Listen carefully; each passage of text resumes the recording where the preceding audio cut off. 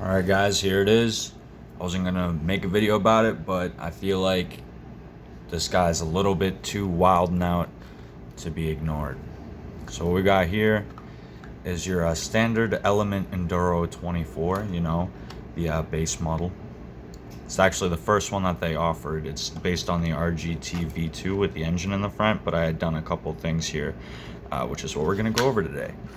I suppose first we should cover the aesthetic changes because there is quite a lot. First thing I did was strip all the paint out the inside, paint it just to look like a ghetto mud rig. Did all the stock links, they're all plastic, they're just painted silver to look all worn and beat up and weathered. Made some wood slats. I had a couple ideas for the bed, but the bed's staying stock. Added a little roll bar. A little Lego axe to go with the little Lego guy in there. The original bumper stuck really far out the front, so I cut it down a whole lot, and I remounted the headlights in the body. If you notice the hole in the hood, it's because I got this here heat sink. Little nice anodized piece of aluminum, and I'm going to drop her right in here. It's going to sit right flush with the motor. It sits right on top. And if you notice up top, we got a little set of, looks like a little light bar. I was trying to figure out different ways to mount it before I just came up with glue. But we'll turn her on, I'll give you a good look here. The original Enduro 24, the headlights only lit up when you gave it throttle, and it gave it brightness according to the amount of throttle that you gave it. So I just wired it right in to where the 3-pin servo is. You can't really see that one of the wires is tucked right in with that 3-pin servo. I just got the positive going to the positive on the servo and the negative going to the negative on the servo. All the electronics are stock except for I tried running it on 2S with the stock electronics, and I stripped the stock servo out, so this is just a replacement of the same size.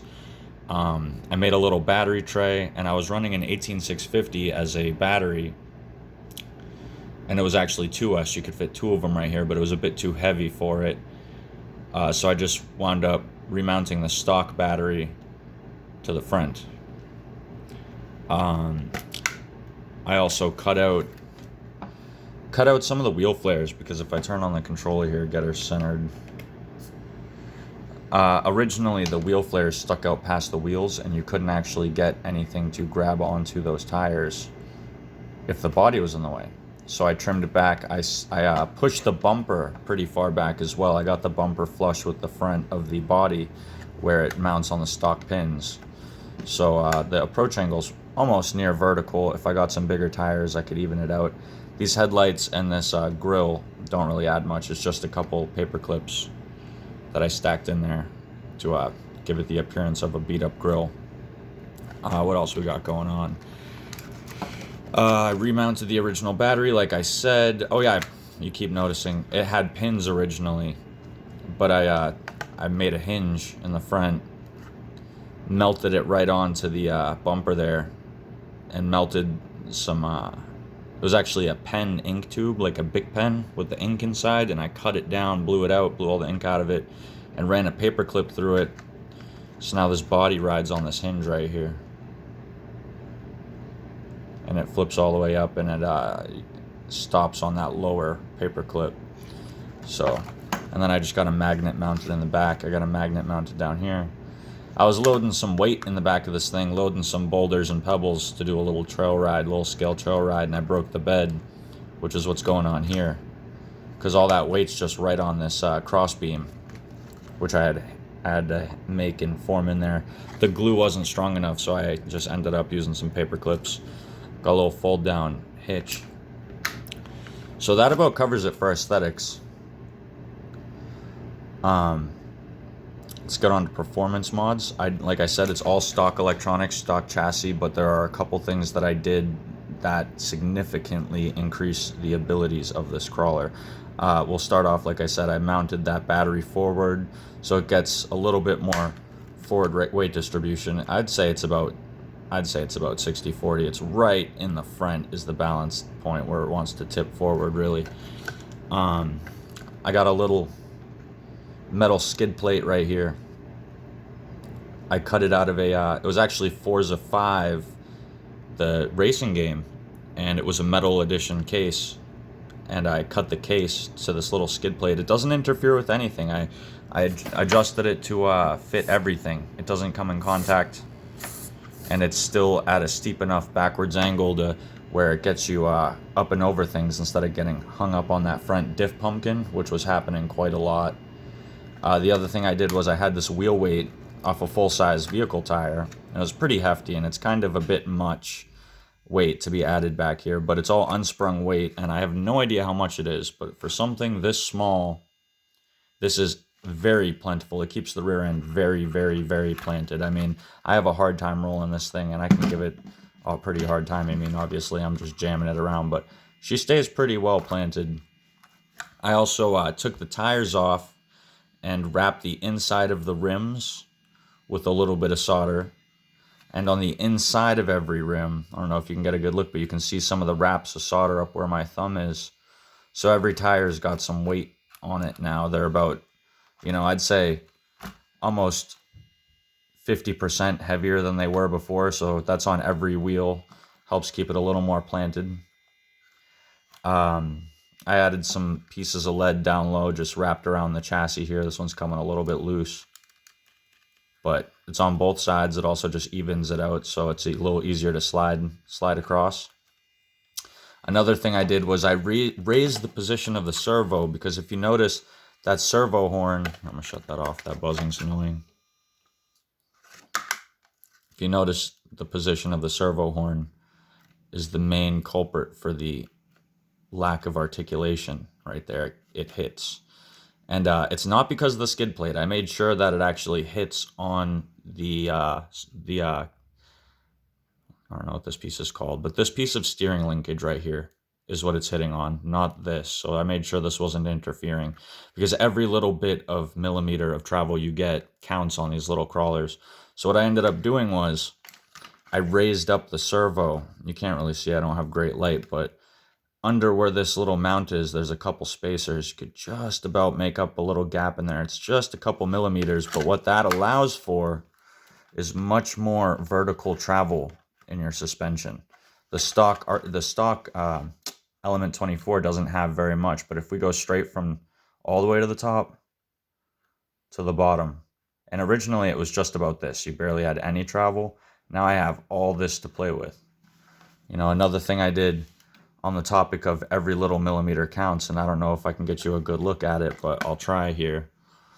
Right there on the front of the frame, that little notch I cut out right behind that screw, right in the front, that connecting rod right here for the steering, another connecting linkage, hits the frame. So I notched it out just about a couple millimeters, took it almost all the way up to the top. And regardless of where this throw is, it still ends up in that notch. And that gives me about, here, let's get some light in here. Gives me, if we start here, it gives me about that much travel, right? And that's not unsubstantial. I mean, if you go up to the body, you bring it right up to the bottom of the frame, it's pretty much all that right there. I mean, that's not unsubstantial when it comes to these little crawlers, you know what I mean? Especially with all the weight in the back. I mean, the rear end stays planted. That's just about as far flexed as she'll go in the front and as far back as she'll go in the rear. And that's about everything I did to this. It is only 1S. It's not the most powerful rig, and it does lock up all the wheels sometimes, and the engine just doesn't have all that power on 1S and it not being brushless, but it gets it when it needs to. I got that weight just wired on to that rear axle, by the way. And if you want to make sure it doesn't hit the battery tray at all, it just about stops before it hits anything up in there, and the shocks bottom out in the back. I stiffened up the shocks in the back too, because I was loading some weight in it. I put some grease in the shock so it wasn't as bouncy. It's got a little bounce to it. I ain't gonna lie. It's got a little bounce, but it's really all tires. There's not much really for suspension because there's a lot of grease up in that shock. And Anything else? I did shear a couple of the pins in the U-joint on both the front and rear, so I just took a paper clip and heated it up and shoved, you could see that paper clip sticking out, and I shoved it right through, melted it right through that U-joint in a straight line on both the front and rear, and I haven't had a drive shaft break yet. So I don't know if you guys are comfortable doing that, but I am pretty ghetto madman, and I don't mind just melting stuff together. And it seems to work. Like I said, I haven't broken a drive shaft at all. I don't have any other weight added that I can think of besides what's in the tire and on the rear end and this negligible bit of lead on the side here. But that's about it for modifications on this guy. I mean, I haven't seen another one look like this. This light bar came off a totally separate. It was actually a Power Craze. Power Craze, not the Dune 24, the Shift 24, but the smaller one. And it has a little light bar on the top. I just cut it off and wired it right into the headlights. Just ran it down the body. And, you know, it seems to work pretty good. This wire is coming a little frayed right here, that little red positive line. And so the headlight will go out occasionally. It'll flicker, just this one, and it's pretty funny. It actually adds a bit of character to see this thing truck along and one of the headlights are flickering in and out. The other one's pretty solid, but she's a good little rig. You know, she gets you where you're going, where you're trying to go, you know. I added that little trailer hitch, tow shit around. Pardon my language. And then the controller, pardon me, it's my number, so I stick it on everything. But I actually just wired an 18650 right up to it and a little charge jack out the back. The same thing is on the truck there. So I can just never have to worry about changing AA's ever again. Just plug her right in the controller, forget about it. Doesn't really get in the way. So my hand sits right there, so it's pretty good. Can still full control with one hand. And a little shout out to the guys down at Reckless Hobbies down there in Massachusetts. That's where I got this guy. They were pretty cool. I've yet to use my day of crawling at their indoor park, but that may change if I can find a receipt and prove it to them. But y'all have a good day, and see you later.